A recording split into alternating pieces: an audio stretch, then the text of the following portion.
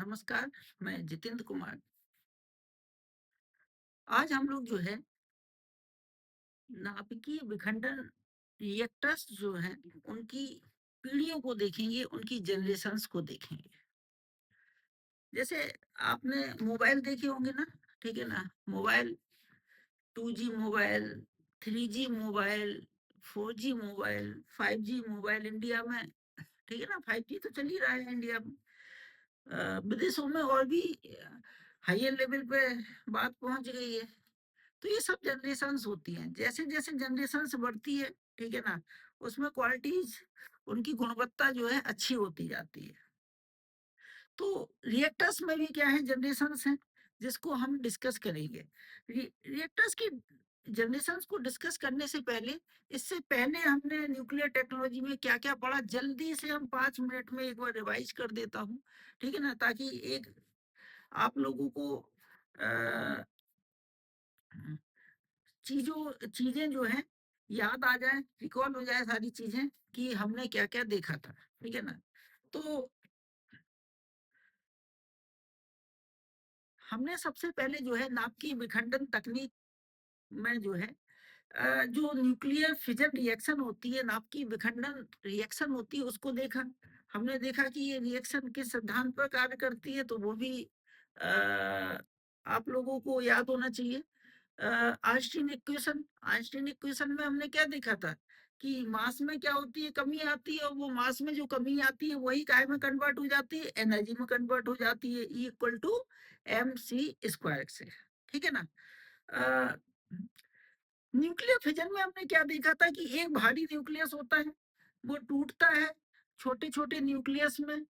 उसके टूटने से जो न्यूक्लियस आते हैं, उनका कंबाइंड मास जो होता है, जो मूल न्यूक्लियस था, उसके मास से क्या होता है, कम होता है, ठीक है ना? मतलब मास में क्या हो जाती है, कमी हो जाती है, वही कमी काय में कन्वर्ट हो जाती है, एनर्जी में कन्वर्ट हो जाती है। इस तरीके से क्या होती है, प्लस और भी चीजें बताई थी, एनर्जी प्लस न्यूट्रॉन भी निकलते हैं। वो न्यूट्रॉन आगे क्या करते हैं, उस रिएक्शन को क्या करते हैं, रिपीट करते जाते हैं, ठीक है ना? इसीलिए हमने देखा था कि nuclear fission is a chain reaction, ठीक है ना? वो क्या होती है, रिपीट होती जाती है अपने आप, ठीक है ना? तो इसी रिएक्शन के लिए जो है, यही रिएक्शन जो होती है न्यूक्लियर फिजन रिएक्टर्स में क्या होती है, यही रिएक्शन चलती है, ठीक है ना? तो हमने देखा था कि यूरेनियम आधारित न्यूक्लियर रिएक्टर्स रिएक्टर्स देखे थे। अब यूरेनियम आधारित में भी हमने क्या देखा था कि प्रॉब्लम थी एक। क्या प्रॉब्लम थी कि जो हम खदानों से यूरेनियम निकालते हैं, नेचुरल यूरेनियम जो निकालते हैं, वो क्या था, यूरेनियम 235 प्लस यूरेनियम 238। और यूरेनियम 235 का तो विखंडन हो जाता है, उससे तो हमें एनर्जी मिल जाती है। लेकिन यूरेनियम 238 का विखंडन नहीं होता है, उससे एनर्जी नहीं मिल पाती है, ये प्रॉब्लम थी, ठीक है ना? तो हमने क्या किया था, हमने कुछ वैज्ञानिक तकनीकों का उपयोग किया था। याद होगा आपको, टेक्नोलॉजी का क्या नाम था, यूसीटी, ठीक है ना? उस तकनीक का उपयोग करके हमने क्या कर दिया था कि नेचुरल यूरेनियम में यूरेनियम 235 की जो प्रतिशत मात्रा है, उसको हमने क्या कर दिया था, बढ़ा दिया था। जिससे क्या बना लिया था, NEU, आप लोगों को याद होगा, लो एनरिच्ड यूरेनियम, ठीक है ना? जिसका उपयोग हम क्या काय में करते हैं, न्यूक्लियर एनर्जी के उत्पादन में करते हैं। यूरोप, यूएसए, रसिया, इन सभी देशों में जो रिएक्टर्स लगे हैं, वो ज्यादातर कैसे हैं, वो एनरिच्ड यूरेनियम, लो एनरिच्ड यूरेनियम आधारित न्यूक्लियर रिएक्टर्स हैं, ठीक है ना? ये हमने देखा था। तो इसके बाद जो है, ठीक है ना, हम काय पे आ गए थे कि इंडिया के न्यूक्लियर प्रोग्राम पे, ठीक है ना? भारत का न्यूक्लियर जो प्रोग्राम था, वो हमने क्या देखा था कि भारत का जो परमाणु ऊर्जा विभाग है, वो 3 चरणों वाले नाभिकीय कार्यक्रम को क्या कर रहा है, संचालित कर रहा है, ठीक है ना? भारत के 3 चरण हैं, भारत के न्यूक्लियर प्रोग्राम के। भारत का भारत के नाभिकीय कार्यक्रम का जो पहला चरण है, उसमें भारत ने क्या किया है कि प्राकृतिक यूरेनियम आधारित, नेचुरल यूरेनियम आधारित pressurised heavy water reactor, PHWR का विकास किया है। याद होना चाहिए आप लोगों को, ठीक है ना? PHWR का विकास किया है, जिससे हम क्या करते हैं, एनर्जी लेते हैं। ये तकनीक जो है, ये हमने जो डेवलप की है प्रेशराइज्ड हेवी वाटर रिएक्टर, इसकी मूल तकनीक जो है हमें किससे मिली थी? कनाडा से मिली थी। क्योंकि 1960 के दशक में जो है भारत की कनाडा के साथ बहुत अच्छे संबंध थे और कनाडा में ही नेचुरल यूरेनियम आधारित न्यूक्लियर रिएक्टर का क्या हुआ था? डेवलपमेंट हुआ था। और 1963 में उसने भारत को ये तकनीक दी थी और भारत ने उसी तकनीक के आधार पर क्या किया है? प्रेशराइज्ड हेवी वाटर रिएक्टर जो काय पे आधारित है? नेचुरल यूरेनियम पे आधारित है, वो हमने डेवलप किए। ठीक है ना? कई जगह उत्तर प्रदेश के अगर नरौरा चले जाओ, राजस्थान के रावत भाटा चले जाओ, ये इन जगहों पर क्या है, और भी कई जगह हैं, इंडिया ने क्या लगाया है? Pressurised heavy water reactor. Bharat में अगर बात की जाए तो जो भी न्यूक्लियर रिएक्टर अभी वर्तमान में अगर बात की जाए, आज की डेट में बात की जाए, तो भारत के जो खुद के डेवलप किए हुए न्यूक्लियर रिएक्टर हैं वो कौन से हैं? प्रेशराइज्ड हेवी वाटर रिएक्टर्स ही हैं। ठीक है ना? इसके अलावा अगर बात की जाए जो भारत ने दूसरे देशों के सहयोग से लगाए हैं, वो जरूर हम कह सकते हैं कि इंडस यूरेनियम आधारित न्यूक्लियर रिएक्टर्स हैं। जैसे कि तमिलनाडु के कुडनकुलम में अगर भारत देखा जाए तो रसिया के सहयोग से न्यूक्लियर रिएक्टर लगा रहा है। अब इसमें क्या होता है, जब रसिया के सहयोग से लगा रहा है, ठीक है ना, इंडस यूरेनियम आधारित है, तो इसमें अब बात आएगी कि भाई इंडस यूरेनियम कहाँ से आएगा? तो हम रसिया के सहयोग से लगा रहे, तो रसिया ही हमको वो ईंधन देगा, इंडस यूरेनियम। लेकिन भारत ने जो खुद अपने देश में जो डेवलप किए हैं नेचुरल यूरेनियम आधारित न्यूक्लियर रिएक्टर, वो नेचुरल यूरेनियम इंडिया उसका यूज करता है ईंधन के तौर पर। नेचुरल यूरेनियम भारत में वर्ल्ड का महज लगभग 1% है। ठीक है ना? ज्यादा यूरेनियम नहीं है इंडिया के पास। वर्ल्ड का जो टोटल यूरेनियम है उसका महज 1% ही भारत के पास है। ठीक है ना? और भारत का आप लोग को पता होगा कि झारखंड में एक जगह है जादूगोड़ा। ठीक है ना? ये यूरेनियम के लिए सिंहभूम जिले में है। झारखंड के सिंहभूम जिले में एक जगह है जादूगोड़ा जो कि यूरेनियम के लिए प्रसिद्ध है। ठीक है ना? ये जो है यूरेनियम कैपिटल ऑफ इंडिया कहलाती है। भारत की यूरेनियम राजधानी जादूगोड़ा, इस पे यूपीएससी क्वेश्चन पूछ चुका है। ठीक है ना? तो ये आप लोगों को पता होना चाहिए कि यूरेनियम जो है भारत में, एक तो झारखंड हो गया, आप मेघालय चले जाओ।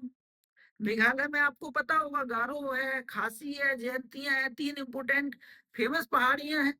गारो को छोड़ दो, सॉरी, गारो को छोड़ दो, बीच वाली जो पहाड़ी है खासी, उसमें जो है हमको क्या मिलता है? यूरेनियम मिलता है। और अच्छा, आपको बताते हैं कि आप जो है भारत के जो तटीय क्षेत्र हैं, ठीक है ना, चाहे पश्चिम में हो चाहे पूरब में हो, ठीक है ना, जो तटीय क्षेत्र हैं, ठीक है ना, वेस्टर्न तटीय क्षेत्र और ईस्टर्न तटीय क्षेत्र, उनमें जो है एक रेत पाई जाती है जिसका नाम है मोनाजाइट रेत। उस मोनाजाइट रेत में जो है यूरेनियम पाया जाता है। यूरेनियम के साथ साथ अभी मैं बता दे रहा हूँ थोरियम भी पाया जाता है, और थोरियम बाद में प्रचुर मात्रा में है। ठीक है ना? तो भारत अपने नाभिकीय कार्यक्रम के पहले चरण में क्या कर रहा है कि नेचुरल यूरेनियम आधारित प्रेशराइज्ड हेवी वाटर रिएक्टर के थ्रू क्या कर रहा है? एनर्जी को पैदा कर रहा है। ठीक है ना? अब देखो, भारत ने अपने नाभिकीय कार्यक्रम के द्वितीय चरण में क्या है भारत का प्लान कि भारत जो है प्लूटोनियम आधारित रिएक्टर्स का क्या कर रहा है? डेवलपमेंट कर रहा है। अभी डेवलप हुआ नहीं है, लेकिन डेवलप फाइनल स्टेज में चल रहा है। ठीक है ना? आशा है पूरी की पूरी की 2026-27 तक कंप्लीट हो जाएगा। पूरी आशा है कि 2026 में कंप्लीट हो जाना चाहिए। सेकंड, भारत का जो सेकंड स्टेज के जो रिएक्टर्स हैं प्लूटोनियम आधारित, इसको जो नाम दिया गया है वो है PFBR, press prototype fast breeder reactor. इसमें जो है प्लूटोनियम का ईंधन के तौर पर हम उपयोग करेंगे। अभी प्लूटोनियम कहाँ से लाएंगे? हमने अभी देखा था पिछले क्लास में, हमने देखा था कि भारत का जो फर्स्ट स्टेज है उसमें हम नेचुरल यूरेनियम का यूज करेंगे। नेचुरल यूरेनियम में आपने देखा था कि यूरेनियम 235 है प्लस यूरेनियम 238 है। यूरेनियम 235 से तो हमको एनर्जी मिल जाएगी, लेकिन काफी मात्रा में वेस्टेड यूरेनियम 238 निकलेगा, क्योंकि यूरेनियम 238 का क्या नहीं होता है? विखंडन नहीं होता है, उससे हमें एनर्जी नहीं मिल पाएगी। तो उस यूरेनियम 238 से हम क्या करेंगे? ठीक है ना, उस उस पे जो न्यूट्रॉन गिराएंगे और वो क्या है, वो काय में कन्वर्ट हो जाएगा, विखंडन नहीं होगा, वो उस न्यूट्रॉन को एब्जॉर्ब करेगा। ठीक है ना? वो काय में कन्वर्ट हो जाएगा वो, ठीक है ना, वो थोरियम, सॉरी, प्लूटोनियम 239 में कन्वर्ट हो जाएगा। ठीक है ना? तो प्लूटोनियम 239 को हम कहाँ से बना लेंगे? पहली स्टेज से हम बनाएंगे, ठीक है ना। पहली स्टेज से हम प्लूटोनियम को बना लेंगे, उस प्लूटोनियम को उपयोग हम अपने नाभिकीय कार्यक्रम के दूसरे चरण में करेंगे, ठीक है ना। नाभिकीय कार्यक्रम के दूसरे चरण में हम प्लूटोनियम का यूज करेंगे। साथ ही हमने क्या बताया था कि इस चरण में हम प्लूटोनियम के चारों ओर एक ब्लैंकेट चढ़ा देंगे, काहे की, ठीक है ना, यूरेनियम 238 की और थोरियम की, जो भारत में प्रचुर मात्रा में उपलब्ध है। अब देखो इससे क्या होगा, यूरेनियम 238 की जो ब्लैंकेट चढ़ाएंगे तो वो यूरेनियम 238 काय में कन्वर्ट हो जाएगा, प्लूटोनियम 239 में। मतलब जितना प्लूटोनियम हम यूज करेंगे उससे ज्यादा प्लूटोनियम सेकंड जो स्टेज है उसमें और पैदा होगा। इसीलिए इस रिएक्टर का नाम क्या दिया गया है, prototype fast breeder reactor. Breeder का तात्पर्य यही है कि ब्रीडर का तात्पर्य यही है कि जितना हम ईंधन यूज करेंगे उससे ज्यादा ईंधन हम पैदा भी कर लेंगे, ठीक है ना। इसमें एक और शब्द है फास्ट। फास्ट का मतलब यह है कि प्लूटोनियम जो होता है फास्ट न्यूट्रॉन से इसका क्या हो जाता है, विखंडन हो जाता है। इसीलिए यहाँ पे क्या यूज किया गया है, फास्ट यूज किया गया है। थर्ड जनरेशन पे आते हैं। भारत अपने थर्ड थर्ड जनरेशन नहीं, थर्ड स्टेज, भारत अपने तीसरे चरण में जो है थोरियम आधारित एडवांस्ड हैवी वाटर रिएक्टर का डेवलपमेंट करेगा, ठीक है ना। भारत अपने तीसरे चरण में थोरियम आधारित न्यूक्लियर रिएक्टर्स का डेवलपमेंट करेगा। थोरियम भारत में प्रचुर मात्रा में, विश्व का लगभग 40% थोरियम भारत के पास है। तो यहाँ से हम क्या करेंगे, थोरियम से अगर एनर्जी प्रोड्यूस हो जाएगी तो भारत की ऊर्जा सुरक्षा इजली तरीके से क्या हो सकेगी, सुनिश्चित हो सकेगी, ठीक है ना। ये हमने देखा था भारत का नाभिकीय कार्यक्रम, first stage, second stage, third stage. First stage के रिएक्टर्स बन रहे हैं, प्रेशराइज हैवी वाटर रिएक्टर बनाए जा रहे हैं। Prototype fast breeder reactor PFBR जो सेकंड स्टेज का है उसको डेवलप किया जा रहा है। पूरी संभावना है कि 2026 में बन के तैयार हो जाएगा, उसका डेवलपमेंट हो जाएगा। थर्ड स्टेज इसके बाद, ठीक है ना। ये हमने देखा था इंडिया का न्यूक्लियर प्रोग्राम। इसके इसके पहले हमने न्यूक्लियर फिजन भी देख लिया था, नाभिकीय विखंडन। आज हम जो है न्यूक्लियर फिजन जो रिएक्टर्स हैं उनकी जनरेशंस को डिस्कस करेंगे। तो स्टार्ट करते हैं। अब देखो, अगर बात की जाए first generation nuclear fission reactor, पहली पीढ़ी के नाभिकीय विखंडन रिएक्टर, इनका उपयोग 1950 और 60 के दशक में होता था। अब इनका उपयोग होना बंद हो गया है, ठीक है ना। फर्स्ट जनरेशन के न्यूक्लियर फिजन रिएक्टर, इनका काम खत्म है, ठीक है ना। अब इनका कोई उपयोग नहीं करता है वर्ल्ड में, ठीक है ना। तो इसको हम बस इसके बारे में कोई देखने की ऐसी कोई जरूरत भी नहीं है। इसके बाद आते हैं सेकंड जनरेशन के न्यूक्लियर फिजन रिएक्टर। एक चीज और मैं बता दे रहा हूँ, जो हम जनरेशन देख रहे हैं न्यूक्लियर फिजन रिएक्टर्स की, ये जनरेशन कई आधारों पे देख रहे हैं, ठीक है ना। एक तो उनका जीवन काल, इनका जीवन काल कितना होगा उसके बेसिस पे, प्लस इनमें सुरक्षा प्रणाली कौन सी उपयोग की गई है, ये एक इम्पोर्टेंट पॉइंट होता है। और रिएक्टर्स जो न्यूक्लियर एनर्जी का उत्पादन है, इसका मेन एक इशू ये भी है, सुरक्षा। बहुत से लोग इसका विरोध करते हैं सुरक्षा को लेकर ही, ठीक है ना। कई लोगों का आरोप रहता है कि ये इनमें कभी भी दुर्घटना हो सकती है, ठीक है ना। और ऐसा नहीं है कि आरोप जो है बेबुनियाद हो, ठीक है ना। अ, अभी हम डिस्कस करेंगे उसको बहुत अच्छी तरीके से, क्योंकि अ, कई जगह न्यूक्लियर ऐसी दुर्घटनाएं हुई हैं जिससे काफी जान और माल का हानि हुआ है, ठीक है ना। अभी हम देखते हैं। तो हमने क्या देखा कि न्यूक्लियर फिजन रिएक्टर्स की जो जनरेशंस है वो कई आधारों पर हम बात कर रहे हैं, ठीक है ना। हमने क्या देखा, जीवन काल, उनका सुरक्षा प्रणाली, जो न्यूक्लियर वेस्ट निकलता है, अपशिष्ट पदार्थ जो निकलते हैं उनका डिस्पोजल, उनका किस तरीके से हम डिस्पोजल करेंगे, अपशिष्ट प्रबंधन, ठीक है ना, कैसे होगा। इन सभी आधारों पर, इन सभी आधारों को लेकर नाभिकीय विखंडन रिएक्टर की हम जनरेशंस देख रहे हैं। पहली पीढ़ी के नाभिकीय विखंडन रिएक्टर हमने क्या देखा, 1950 और 60 के दशक में यूज होते थे। अब इनका उपयोग बंद हो गया है। इनको डिस्कस करने की अब कोई आवश्यकता नहीं है। सेकेंड जनरेशन के न्यूक्लियर फिजन रिएक्टर्स को हम डिस्कस करेंगे। सबसे पहली बात तो ये है कि वर्ल्ड लेवल पर अगर बात की जाए तो ज्यादातर अभी जो न्यूक्लियर फिजन रिएक्टर्स हैं वो सेकेंड जनरेशन के ही, ठीक है ना, वर्ल्ड लेवल पर ज्यादातर, ठीक है ना। अब हालांकि उनमें जो है, अब ऐसा भी हो गया है कि जो जो रिएक्टर्स हैं इनमें जो है सेकंड के साथ साथ अभी हम देखेंगे थर्ड जनरेशन, तो थर्ड जनरेशन को मिक्स भी कर दिया गया है। उनमें कुछ थर्ड जनरेशन के एलिमेंट ऐड कर दिए गए हैं, ठीक है ना। सेकंड जनरेशन और थर्ड जनरेशन को मिला के भी अब जो वर्तमान में जो रिएक्टर्स हैं ज्यादातर वो हो गए हैं, ठीक है ना। तो सेकंड जनरेशन के जो न्यूक्लियर रिएक्टर हैं इनका जीवन काल 30 से 40 वर्ष का होता है। सेकेंड जनरेशन के न्यूक्लियर फिजन रिएक्टर्स का जीवन काल कितना है, 30 से 40 साल। इनमें जो है एक्टिव सुरक्षा प्रणाली का उपयोग किया जाता है। एक्टिव सुरक्षा प्रणाली क्या होती है, इसको हिंदी में बोलते हैं सक्रिय सुरक्षा प्रणाली, ठीक है ना। एक्टिव सिक्योरिटी सिस्टम, सक्रिय सुरक्षा प्रणाली का उपयोग होता है second generation nuclear fission reactors में। अब ये क्या है भाई, ठीक है ना। एक्टिव सिक्योरिटी सिस्टम क्या है, अब देखो मैं बताता हूँ।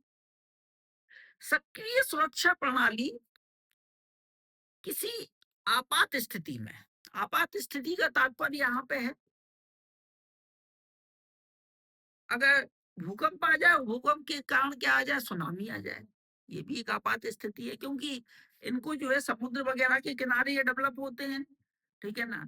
तो सुनामी से बड़ा खतरा रहता है, भूकंप से खतरा रहता है, भूस्खलन हो जाए, ठीक है ना, तो उससे भी खतरा, मतलब आपात स्थिति में कोई भी, ठीक है ना, आपदा आ जाए उस स्थिति में। तो जो second generation nuclear fission reactor है इसमें हमने क्या देखा, हम एक्टिव सुरक्षा प्रणाली का उपयोग करते हैं। और एक्टिव सुरक्षा प्रणाली वे प्रणालियां हैं जो किसी आपात स्थिति में स्वतः संचालित होने लगती हैं, अपने आप काम करने लगेंगे भाई, ठीक है ना, खुद से। मतलब इनका काम क्या रहेगा कि तुरंत जो है न्यूक्लियर रिएक्टर को क्या कर दे, ठंडा कर दे। ठंडा करने का मतलब न्यूक्लियर रिएक्टर को सेफली क्या कर दे, बंद कर दे, ठीक है ना, ताकि रेडियोधर्मी पदार्थ, रेडियो एक्टिव एलिमेंट्स क्या ना हो पाए, वातावरण में रिलीज ना हो पाए, ठीक है ना। ये जो है एक्टिव सुरक्षा प्रणाली में होता है। तो ये क्या होती है, किसी आपात स्थिति में स्वतः काम करने लगती हैं, ठीक है ना, स्वतः ही क्या हो जाती है, शुरू हो जाती है और संचालित होते लगती हैं। लेकिन होता क्या है, जो एक्टिव सुरक्षा प्रणाली है ये संचालित ऐसी थोड़ी हो जाएगी, कुछ एनर्जी की जरूरत होगी ना इसको भी संचालित होने के लिए। तो ये जो है एक्सटर्नल एनर्जी सोर्सेस से के आधार पर क्या होती है, संचालित होती है, ठीक है ना। ये जो एक्टिव सुरक्षा प्रणाली है ये क्या है, एक्सटर्नल एनर्जी सोर्स के द्वारा क्या होती है, वर्क करती है। अब एक कंडीशन ये भी बन सकती है कि कोई आपात स्थिति आए, सुनामी आ जाए, ठीक है ना, या भूकंप, सुनामी भूकंप तो एक साथ आएंगे, ठीक है ना, भूस्खलन हो जाए, कोई भी आपात स्थिति आ जाए और एक्टिव सुरक्षा प्रणाली को संचालित करने वाली जो एनर्जी होती है, एक्सटर्नल एनर्जी सोर्स, अगर वो भी फेल हो जाए, ठीक है ना, अगर वो जो एक्सटर्नल एनर्जी सोर्स है अगर वो भी फेल हो जाएगा तो क्या होगा, तो ये एक्टिव सुरक्षा प्रणाली काम करना बंद कर देगी और ये रिएक्टर को क्या नहीं कर पाएगी, ठंडा नहीं कर पाएगी। जब रिएक्टर ठंडा नहीं होगा तो रिएक्टर के भीतर जो ईंधन होगा वो बहुत ज्यादा क्या हो जाएगा, गर्म हो जाएगा। इतना गर्म हो जाएगा कि वो क्या हो जाएगा, लिक्विड स्टेट में आ जाएगा, ठीक है ना। इससे क्या होगा, कंटेनमेंट जो होता है, कंटेनमेंट क्या होता है, जिससे ईंधन घिरा रहता है उसको बोलते हैं कंटेनमेंट। और वो क्या हो जाएगा, जब ईंधन बहुत गर्म होके क्या हो जाएगा, पिघल जाएगा एक तरीके से। तो उस वो क्या होगा, कंटेनमेंट से बाहर भी निकल सकता है और वातावरण में रेडियोधर्मी पदार्थ फैल सकते हैं। इस स्थिति को क्या कहते हैं हम? Melt down. ठीक है ना? मेल्ट डाउन ये टेक्निकल टर्म है। टेक्निकल टर्म मेल्ट डाउन में हमने क्या देखा कि जब किसी आपात स्थिति में ईंधन इतना ज्यादा गर्म हो जाए कि वो पिघल जाए और कंटेनमेंट से बाहर निकल के वातावरण में रेडियोधर्मी पदार्थ क्या हो जाए, फैल जाए, उस स्थिति को क्या कहते हैं? Melt down. ठीक है ना? ये स्थिति बड़ी खतरनाक होती है। क्यों होती है? ये जो रेडियोधर्मी पदार्थ है इन्हीं को बोलते हैं एक्टिनाइड्स। देखिए रेडियोधर्मी पदार्थ वे पदार्थ होते हैं, इनके बारे में भी थोड़ा बता देता हूँ। रेडियो एक्टिव एलिमेंट्स वे एलिमेंट्स होते हैं जो अल्फा, बीटा और गामा रेडिएशन को उत्सर्जित करते हैं। ठीक है ना? रेडियोधर्मी पदार्थ वे पदार्थ होते हैं जो अल्फा, बीटा, गामा रेडिएशन को क्या करते हैं? जनरेट करते हैं, उत्सर्जित करते हैं। ठीक है ना? अब देखो ये अल्फा, बीटा, गामा क्या है? ठीक है ना? ये भी इनमें जो है अल्फा पार्टिकल, बीटा पार्टिकल और गामा रेस, नाम सुना होगा आप लोगों ने। इन तीनों में अगर बात की जाए,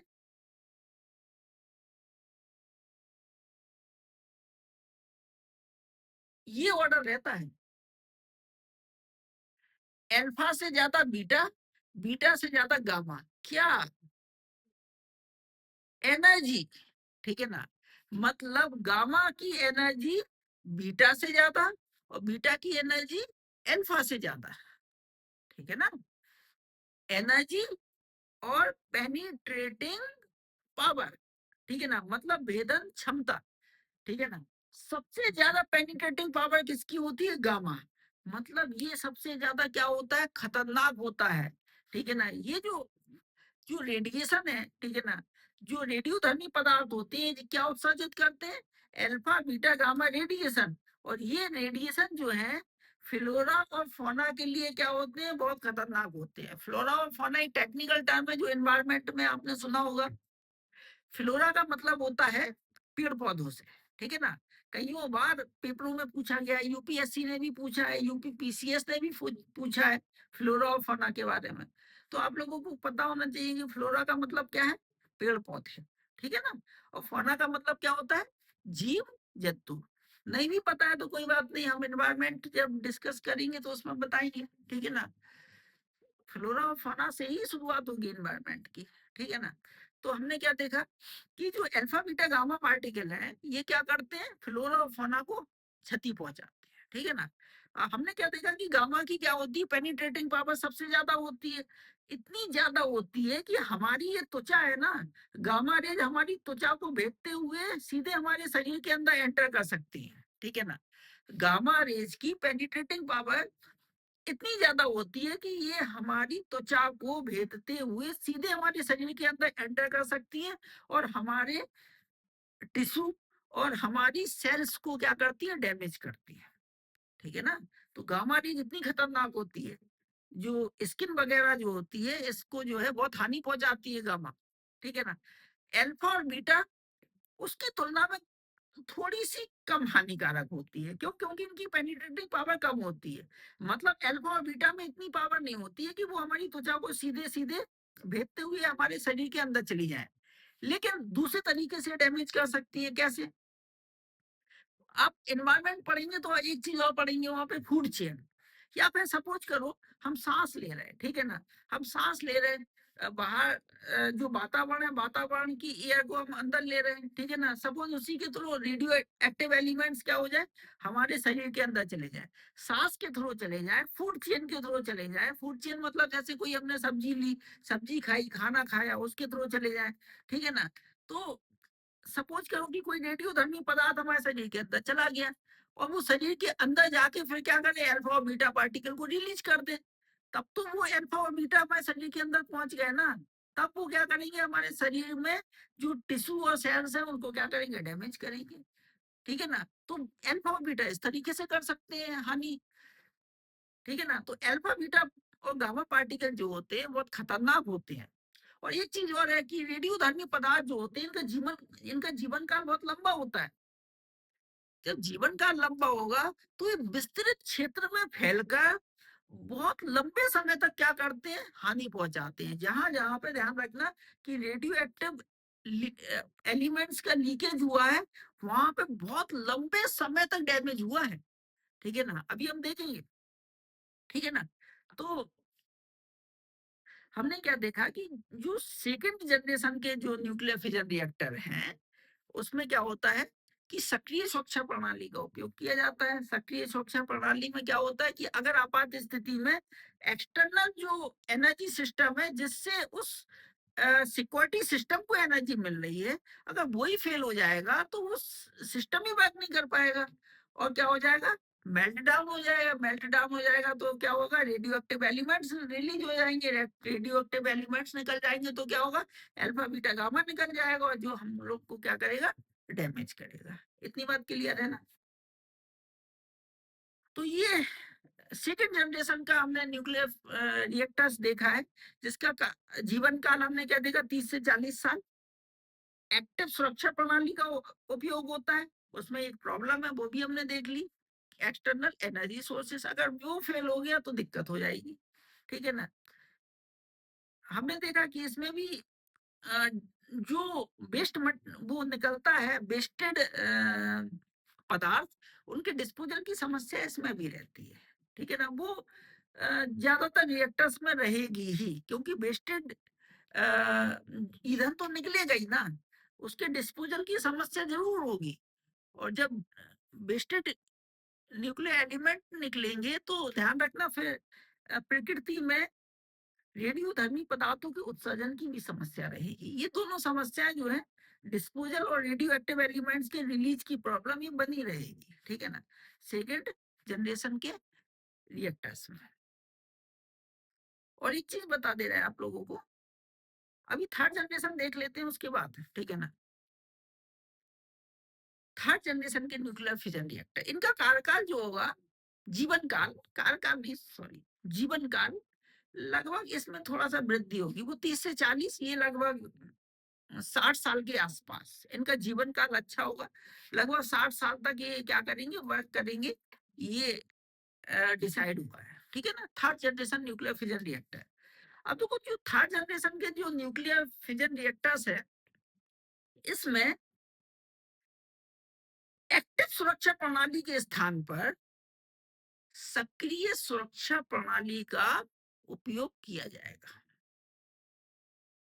ठीक है ना, जो थर्ड जनरेशन के न्यूक्लियर फिजन रिएक्टर्स है, इसमें सुरक्षा के दृष्टिकोण से अब हमने क्या देखा, एक्टिव सुरक्षा प्रणाली नहीं है इसमें।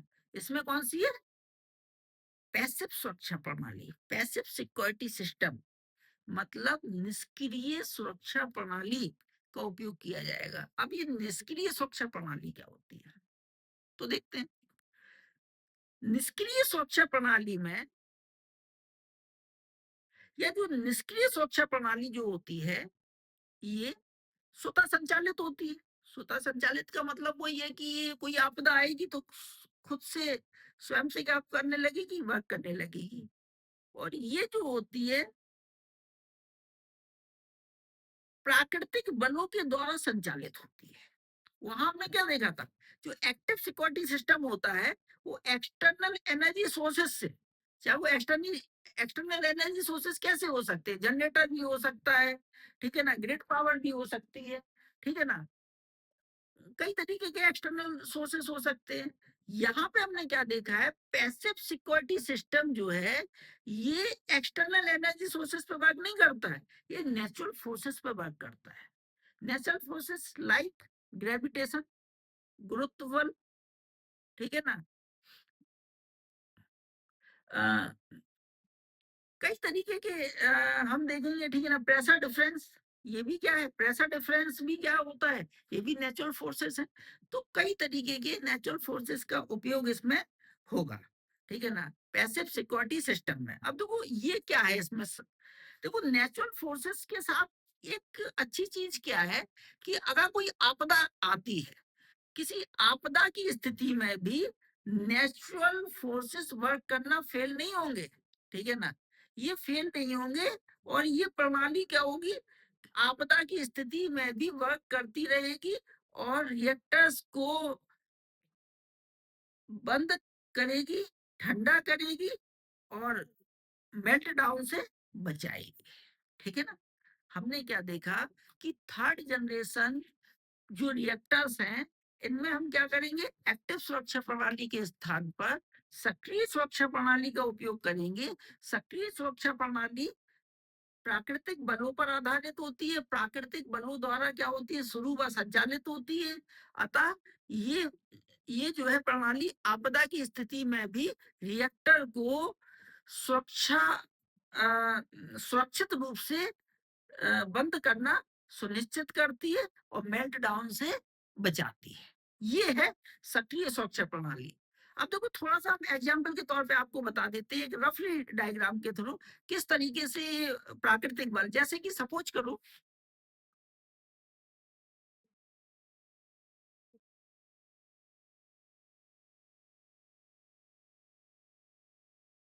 ये हमारा क्या है, ये रिएक्टर है। ठीक है ना? अब देखो रिएक्टर है, इसमें हमने ऊपर क्या लगी है, कंट्रोल रॉड्स लगी है। कंट्रोल रॉड्स क्या करती हैं, न्यूट्रॉन को सोखती हैं और रिएक्टर को क्या कर देती हैं, रिएक्शन को खत्म कर देती हैं, धीमा कर देती हैं, बंद कर देती हैं। ये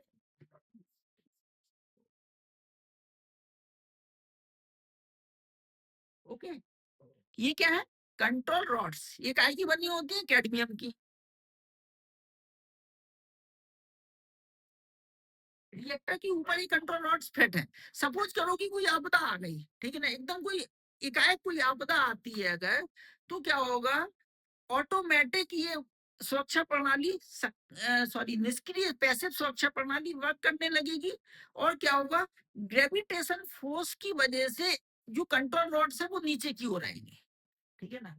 ये जो है ये नीचे की ओर आएंगी, न्यूट्रॉन को सोखेंगे और रिएक्टर को बंद करना सुनिश्चित करेंगी।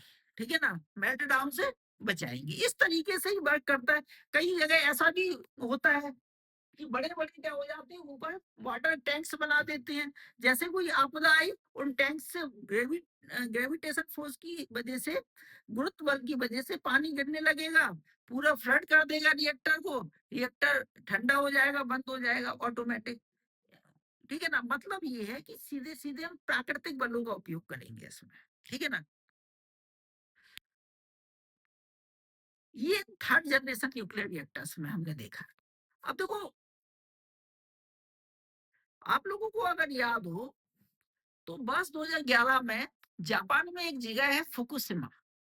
फुकुशिमा में न्यूक्लियर रिएक्टर लगा है, न्यूक्लियर फिजन रिएक्टर लगा है। तो फुकुशिमा न्यूक्लियर फिजन रिएक्टर में वहां पे क्या हुआ, 2011 में भूकंप आया, भूकंप के कारण सुनामी आई और उसमें जो है second generation nuclear fission reactor लगे लगे थे जापान के फुकुशिमा में। उसमें क्या हुआ, सुनामी की वजह से डैमेज हुआ और जो एक्टिव सुरक्षा प्रणाली थी, सेकेंड जनरेशन रिएक्टर थे तो एक्टिव सुरक्षा प्रणाली थी, उसमें जो बाहर एक्सटर्नल एनर्जी सोर्स था वो क्या हो गया, फेल हो गया।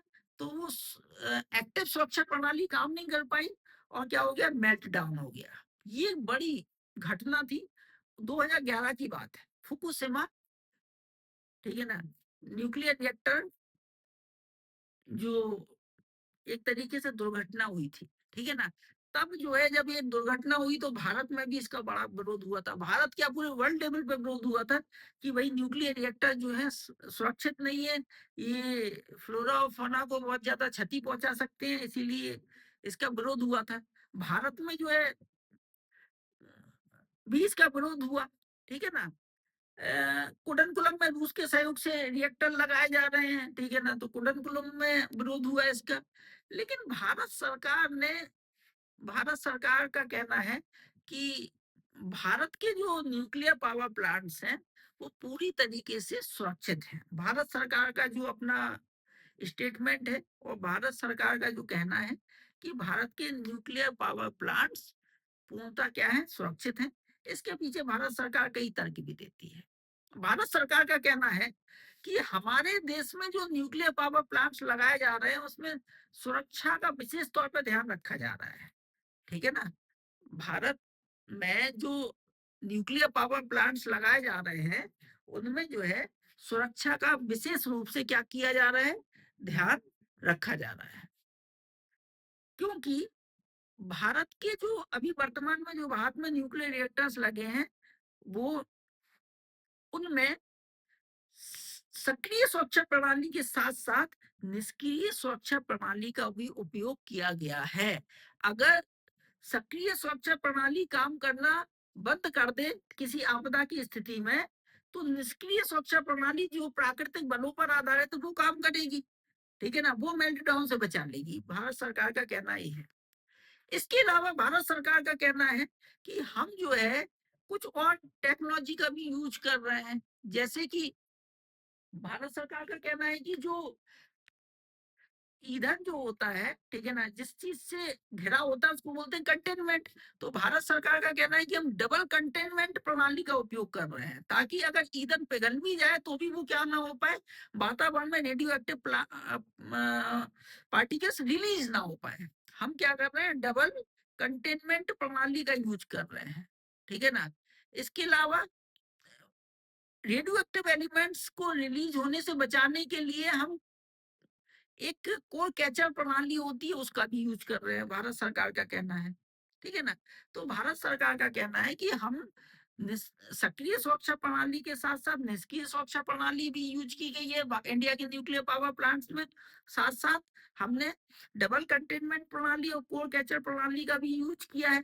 तीसरा पॉइंट तक ये भी दिया जाता है भारत सरकार की तरफ से कि भारत के जो न्यूक्लियर पावर प्लांट्स हैं उनकी अवस्थिति इस तरीके से डिसाइड की गई है ताकि कोई प्राकृतिक आपदा वहां ना आए, ठीक है ना। ऐसी मतलब वहां जहां भी ये डेवलप किए गए हैं वहां सुनामी का खतरा कम है।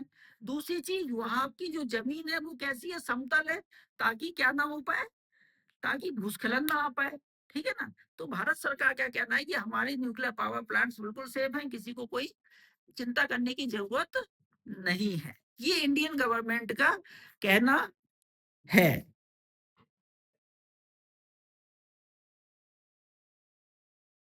तो हमने यहाँ पे फर्स्ट जनरेशन न्यूक्लियर रिएक्टर देखे, सेकंड जनरेशन न्यूक्लियर रिएक्टर देखे, थर्ड जनरेशन न्यूक्लियर रिएक्टर भी हमने देख ली, ठीक है ना। एक चीज ध्यान रखना, ये भारत अपने नाभिकीय कार्यक्रम के पहले चरण में भारत ने जो न्यूक्लियर रिएक्टर जो डेवलप किए हैं उनको क्या नाम दिया गया है, प्रेशराइज्ड हेवी वाटर रिएक्टर। वो कौन से हैं, वो सेकंड जनरेशन और थर्ड जनरेशन के रिएक्टर्स का कॉम्बिनेशन है।